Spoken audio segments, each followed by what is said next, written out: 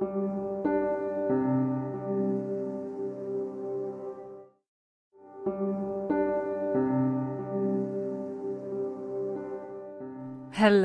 this is Let's Talk About Myths, baby, and I'm your host, Liv. And of course, it's Friday, and that means it's another episode of the Odyssey. But guess what? This one has Odysseus in it. Oh my god, I'm so excited. This series has just, not that it's not obvious how big of a dork I am, but it really emphasizes it, you know? Like I just want to get to Odysseus, even though he's kind of a dick sometimes and like definitely problematic. I just love him so much. This is Homer's Odyssey, translated by Samuel Butler, Book 5. And now, as dawn rose from her couch beside Tithonus, harbinger of light alike to mortals and immortals, the gods met in council, and with them Jove, the lord of thunder, who is their king. Thereon Minerva began to tell them of the many sufferings of Odysseus, for she pitied him away there in the house of the nymph Calypso. "Father Jove," said she, "and all you other gods that live in everlasting bliss, I hope there may never be such a thing as a kind and well-disposed ruler any more, nor one who will govern equitably. I hope they will all be henceforth cruel and unjust, for there is not one of his subjects but has forgotten Odysseus, who ruled them as though he were their father. There he is, lying in great pain in an island where dwells the nymph Calypso, who will not let him go, and he cannot get back to his own country, for he can find neither ships nor sailors to take him over the sea. Furthermore, wicked people are now trying to murder his only son Telemachus, who is coming home from Pylos and Lacedaemon, where he has been to see if he can get news on his father." "What, my dear, are you talking about?" replied her father. "Did you not send him there yourself because you thought it would help Odysseus to get home and punish the suitors? Besides, you are perfectly able to protect Telemachus and to see him safely home again, while the suitors have come scurrying back without having killed him." When he had thus spoken, he said to his son Mercury, "Mercury, you are our messenger. Go, therefore, and tell Calypso we have decreed that poor Odysseus is to return home. He is to be convoyed neither by gods nor men, but after a perilous voyage of 20 days upon a raft, he is to reach fertile Scheria, the land of the Phaeacians, who are near of kin to the gods, and will honor him as though he were one of ourselves. They will send him in a ship to his own country, and will give him more bronze and gold and raiment than he would have ever brought back from Troy, if he had all his prize money and had got home without disaster. This is how we have settled that he shall return to his country and his friends." Thus he spoke, and Mercury, guide and guardian, slayer of Argus, did as he was told. Forthwith he bound on his glittering golden sandals, with which he could fly like the wind over land and sea. He took the wand with which he seals men's eyes in sleep, or wakes them just as he pleases, and flew, holding it in his hand, over Pieria. Then he swooped down through the firmament till he reached the level of the sea, whose waves he skimmed like a cormorant that flies, fishing every hole and corner of the ocean, and drenching its thick plumage in the spray. He flew and flew over many a weary wave, but when at last he got to the island which was his journey's end, he left the sea and went on by land till he came to the cave where the nymph Calypso lived. He found her at home. There was a large fire burning on the hearth, and one could smell from far the fragrant reek of burning cedar and sandalwood. As for herself, she was busy at her loom, shooting her golden shuttle through the warp and singing beautifully. Round her cave there was a thick wood of alder, poplar, and sweet-smelling cypress trees, wherein all kinds of great birds had built their nests. Owls, hawks, and chattering sea-crows that occupy their business in the water. A vine loaded with grapes was trained and grew luxuriantly about the mouth of the cave. There were also 4 running rills of water in channels cut pretty close together and turned hither and thither so as to irrigate the beds of violets and luscious herbage over which they flowed.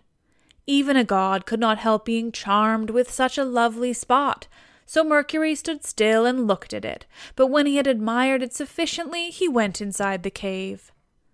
Calypso knew him at once, for the gods all know each other, no matter how far they live from one another. But Odysseus was not within. He was on the seashore as usual, looking out upon the barren ocean with tears in his eyes, groaning and breaking his heart for sorrow. Calypso gave Mercury a seat and said, "Why have you come to see me, Mercury, honored and ever welcome, for you do not visit me often? Say what you want, I will do it for you at once if I can, and if it can be done at all, but come inside and let me set refreshment before you." As she spoke, she drew a table loaded with ambrosia beside him and mixed him some red nectar, so Mercury ate and drank till he had had enough, and then said, "We are speaking god and goddess to one another, and you ask me why I have come here, and I will tell you truly, as you would have had me do. Jove sent me. It was no doing of mine. Who could possibly want to come all this way over the sea, where there are no cities full of people, to offer me sacrifices or choice hecatombs? Nevertheless I had come, for none of us other gods can cross Jove, nor transgress his orders. He says that you have here the most ill-starred of all those who fought 9 years before the city of King Priam, and sailed home in the 10th year after having sacked it. On their way home they sinned against Minerva, who raised both wind and waves against them, so that all his brave companions perished, and he alone was carried hither by wind and tide. Jove says that you are to let this man go at once, for it is decreed that he shall not perish here, far from his own people, but shall return to his house and country and see his friends again." Calypso trembled with rage when she heard this. "You gods," she exclaimed, "ought to be ashamed of yourselves. You are always jealous and hate seeing a goddess take a fancy to a mortal man and live with him in open matrimony. So when rosy-fingered Dawn made love to Orion, you precious gods were all of you furious till Diana went and killed him in Ogygia. So again, when Ceres fell in love with Iasion and yielded to him in a thrice-plowed fallow field, Jove came to hear of it before so long and killed Iasion with his thunderbolts. And now you are angry with me because I have a man here? I found the poor creature sitting all alone astride of a keel, for Jove had struck his ship with lightning and sunk it in mid-ocean, so that all his crew were drowned, while he himself was driven by wind and waves on to my island. I got fond of him and cherished him, and had set my heart on making him immortal, so that he should never grow old all his days. Still I cannot cross Jove, nor bring his counsels to nothing. Therefore, if he insists upon it, let the man go beyond the seas again, but I cannot send him anywhere myself, for I have neither ships nor men who can take him. Nevertheless, I will readily give him such advice in all good faith as will be likely to bring him safely to his own country." "Then send him away," said Mercury, "or Jove will be angry with you and punish you." On this he took his leave, and Calypso went out to look for Odysseus, for she had heard Jove's message. She found him sitting upon the beach, with his eyes ever filled with tears, and dying of sheer homesickness. For he had got tired of Calypso, and though he was forced to sleep with her in the cave by night, it was she, not he, that would have it so. As for the daytime, he spent it on the rocks and on the seashore, weeping, crying aloud for his despair, and always looking out upon the sea.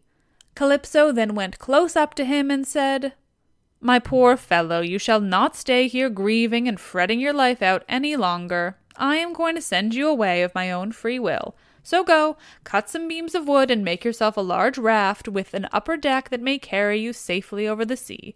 I will put bread, wine, and water on board to save you from starving. I will also give you clothes and will send you a fair wind to take you home, if the gods in heaven so will it, for they know more about these things and can settle them better than I can." Odysseus shuddered as he heard her. "Now, goddess," he answered, "there is something behind all this. You cannot be really meaning to help me home when you bid me do such dreadful thing as put to sea on a raft. Not even a well-found ship with a fair wind could venture on such a distant voyage. Nothing that you can say or do shall make me go on board a raft unless you first solemnly swear that you mean me no mischief." Calypso smiled at this and caressed him with her hand. "You know a great deal," said she, "but you are quite wrong here. May heaven above and earth below be my witnesses, with the waters of the river Styx. And this is the most solemn oath which a blessed god can make, that I mean you no sort of harm, and am only advising you to do exactly what I should do myself in your place. I am dealing with you quite straightforwardly. My heart is not made of iron, and I am very sorry for you." When she had thus spoken, she led the way rapidly before him, and Odysseus followed in her steps. So the pair, goddess and man, went on and on till they came to Calypso's cave, where Odysseus took the seat that Mercury had just left. Calypso set meat and drink before him of the food that mortals eat, but her maids brought ambrosia and nectar for herself, and they laid their hands on the good things that were before them. When they had satisfied themselves with meat and drink, Calypso spoke, saying, "Odysseus, noble son of Laertes, so you would start home to your own land at once? Good luck go with you, but if you could only know how much suffering is in store for you before you get back to your own country, you would stay where you are, keep house along with me, and let me make you immortal. No matter how anxious you may be to see this wife of yours, of whom you are thinking all the time, day after day. Yet I flatter myself that I am no whit less tall or well-looking than she is, for it is not to be expected that a mortal woman should compare in beauty with an immortal." "Goddess," replied Odysseus, "do not be angry with me about this. I am quite aware that my wife Penelope is nothing like so tall or so beautiful as yourself. She is only a woman, whereas you are an immortal. Nevertheless, I want to get home and can think of nothing else. If some god wrecks me when I am on the sea, I will bear it and make the best of it. I have had infinite trouble both by land and sea already, so let this go with the rest." Presently the sun set, and it became dark, whereon the pair retired into the inner part of the cave and went to bed. When the child of morning, rosy-fingered Dawn, appeared, Odysseus put on his shirt and cloak, while the goddess wore a dress of light gossamer fabric, very fine and graceful, with a beautiful golden girdle about her waist and a veil to cover her head. She at once set herself to think how she could speed Odysseus on his way. So she gave him a great bronze axe that suited his hands. It was sharpened on both sides and had a beautiful olive wood handle fitted firmly onto it. She also gave him a sharp adze, and then led the way to the far end of the island where the largest trees grew, alder, poplar, and pine, that reached the sky, very dry and well seasoned, so as to sail light for him in the water. Then, when she had shown him where the best trees grew, Calypso went home, leaving him to cut them, which he soon finished doing. He cut down 20 trees in all and adds them smooth, squaring them by rule in good workmanlike fashion. Meanwhile, Calypso came back with some augers, so he bored holes with them and fitted the timbers together with bolts and rivets. He made the raft as broad as a skilled shipwright makes the beam of a large vessel, and he fixed a deck on top of the ribs and ran a gunwale all round it. He also made a mast with a yard arm and a rudder to steer with. He fenced the raft all around with wicker hurdles as a protection against the waves, and then he threw on a quantity of wood. By and by, Calypso brought him some linen to make the sails, and he made these too, excellently, making them fast with braces and sheets. Last of all, with the help of levers, he drew the raft down into the water. In 4 days he had completed the whole work, and on the 5th Calypso sent him from the island after washing him and giving him some clean clothes. She gave him a goatskin full of black wine, and another larger one of water. She also gave him a wallet full of provisions, and found him in much good meat. Moreover, she made the wind fair and warm for him, and gladly did Odysseus spread his sail before it. while he sat and guided the raft skillfully by means of the rudder. He never closed his eyes, but kept them fixed on the Pleiades, on late-setting Boötes, and on the Bear, which men also call the Wain, and which turns round and round where it is, facing Orion, and alone never dipping into the stream of Oceanus, for Calypso had told him to keep this to his left.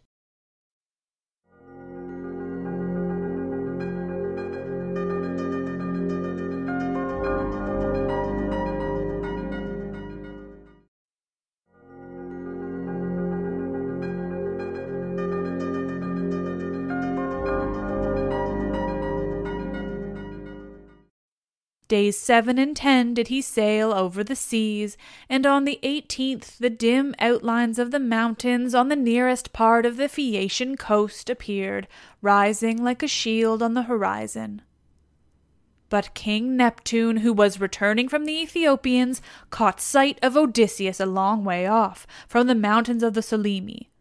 He could see him sailing upon the sea, and it made him very angry. So he wagged his head and muttered to himself, saying, "Good heavens, so the gods have been changing their minds about Odysseus while I was away in Ethiopia, and now he is close to the land of the Phaeacians, where it is decreed that he shall escape from the calamities that have befallen him. Still, he shall have plenty of hardship yet before he is done with it."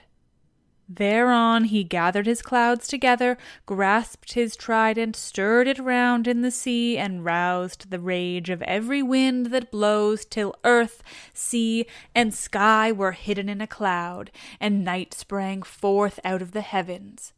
Winds from east, south, north, and west fell upon him all at the same time, and a tremendous sea got up, so that Odysseus's heart began to fail him.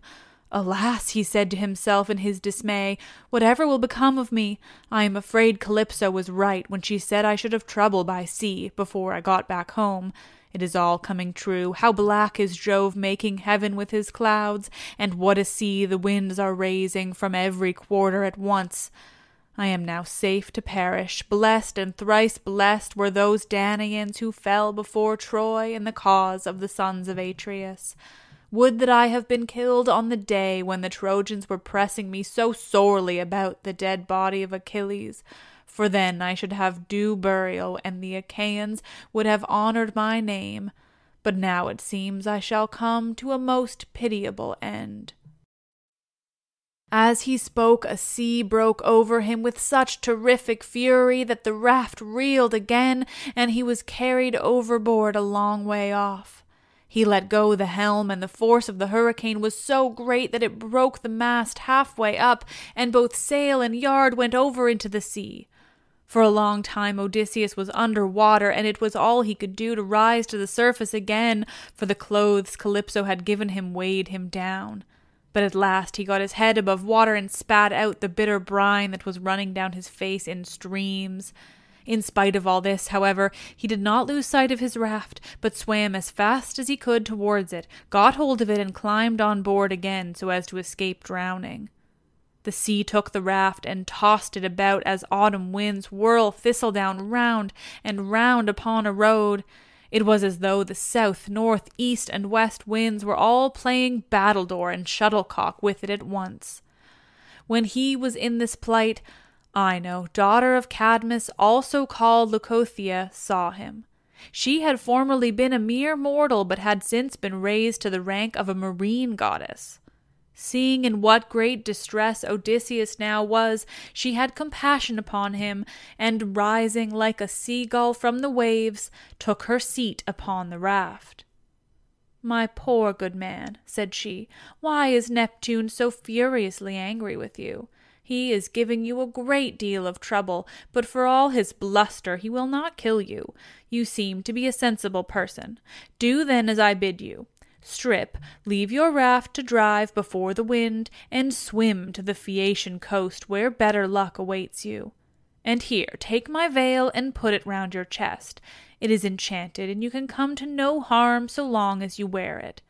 As soon as you touch land, take it off, throw it back as far as you can into the sea, and then go away again." With these words she took off her veil and gave it to him. Then she dived down again like a seagull and vanished beneath the dark blue waters. But Odysseus did not know what to think. Alas, he said to himself in his dismay, this is only some one or other of the gods who is luring me to ruin by advising me to quit my raft.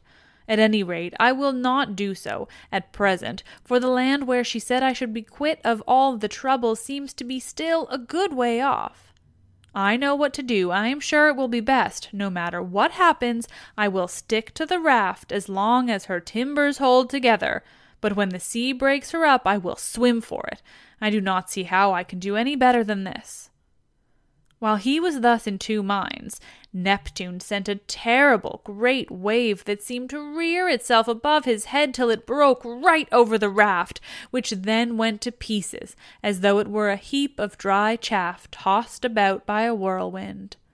Odysseus got astride of one plank and rode upon it as if he were on horseback. He then took off the clothes Calypso had given him, bound Ino's veil under his arms, and plunged into the sea, meaning to swim to shore. King Neptune watched him as he did so, and wagged his head, muttering to himself and saying, "There now, swim up and down as best you can till you fall in with well-to-do people. I do not think you will be able to say that I had let you off too lightly." On this, he lashed his horses and drove to Ogygia, where his palace is.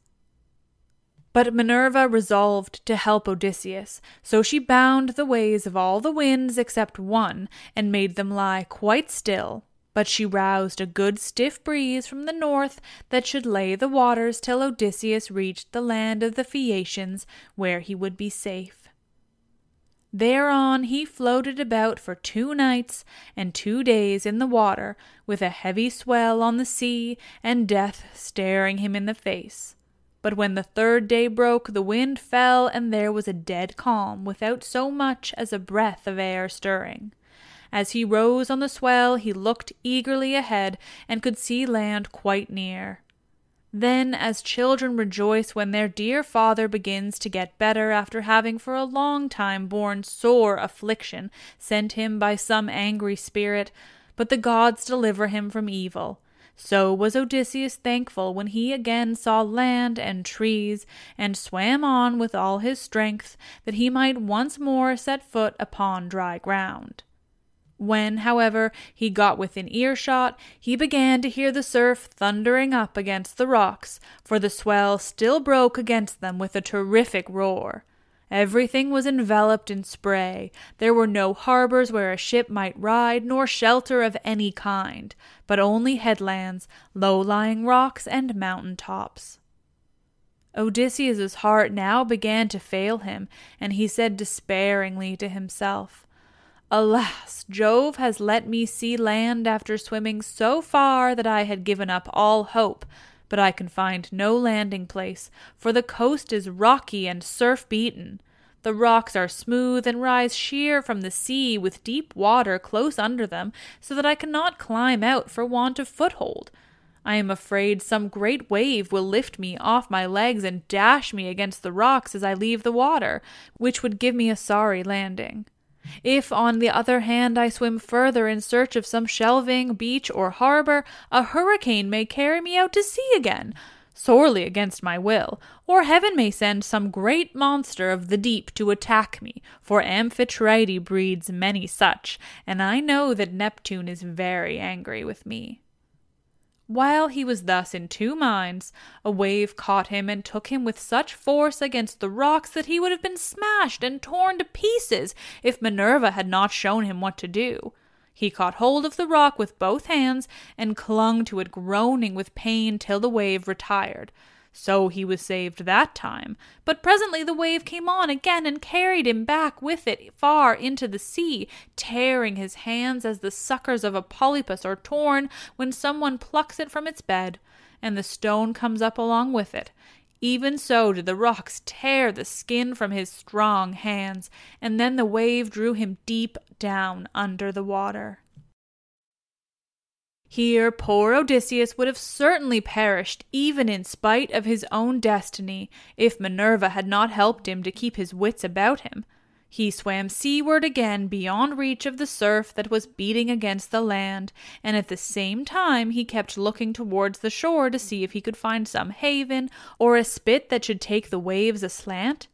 By and by, as he swam on, he came to the mouth of a river, and here he thought would be the best place, for there were no rocks and it afforded shelter from the wind. He felt that there was a current, so he prayed inwardly and said, "Hear me, O king, whoever you may be, and save me from the anger of the sea god Neptune, for I approach you prayerfully. Any one who has lost his way has at all times a claim even upon the gods, wherefore in my distress I draw near to your stream, and cling to the knees of your riverhood. Have mercy upon me, O king, for I declare myself your suppliant." Then the god stayed his stream and stilled the waves, making all calm before him, and bringing him safely into the mouth of the river. Here at last Odysseus's knees and strong hands failed him, for the sea had completely broken him. His body was all swollen, and his mouth and nostrils ran down like a river with sea water, so that he could neither breathe nor speak, and lay swooning from sheer exhaustion. Presently, when he had got his breath and came to himself again, he took off the scarf that Ino had given him and threw it back into the salt stream of the river, whereon Ino received it into her hands from the wave that bore it towards her. Then he left the river, laid himself down among the rushes, and kissed the bounteous earth.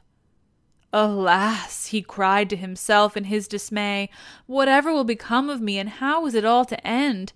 If I stay here upon the riverbed through the long watches of the night, I am so exhausted that the bitter cold and damp may make an end of me, for towards sunrise there will be a keen wind blowing off from the river.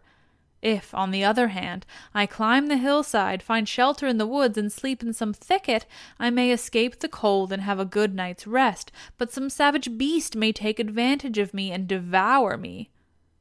In the end, he deemed it best to take to the woods, and he found one upon some high ground not far from the water. There he crept between two shoots of olive that grew from a single stalk, and one an ungrafted sucker, while the other had been grafted. No wind, however squally, could break through the cover they afforded, nor could the sun's rays pierce them, nor the rain get through them. So closely did they grow in to one another. Odysseus crept under these and began to make himself a bed to lie on, for there was a great litter of dead leaves lying about, enough to make a covering for 2 or 3 men even in the hard winter weather. He was glad enough to see this, so he laid himself down and heaped the leaves all around him.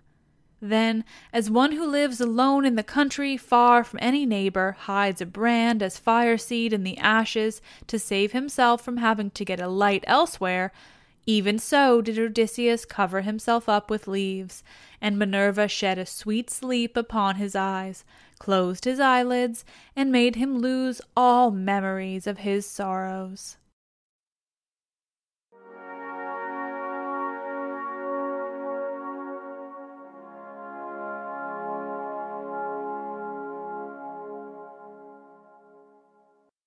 Well, there he is, my friends. My main man, my beloved Odysseus. I'm so overdramatic with him, honestly. Anyway, Odysseus has finally landed on the land of the Phaeacians. Things are about to get crazy. God, this story is so fun. Anyway, I hope you're all enjoying it because, Lord, am I enjoying it, if that's not abundantly obvious. You are all wonderful. Thank you for listening. Rate, review, subscribe, the whole thing. Follow me places, right? Instagram, Facebook, Twitter, Myths, baby. You're all the best. I am Liv, and I love this shit.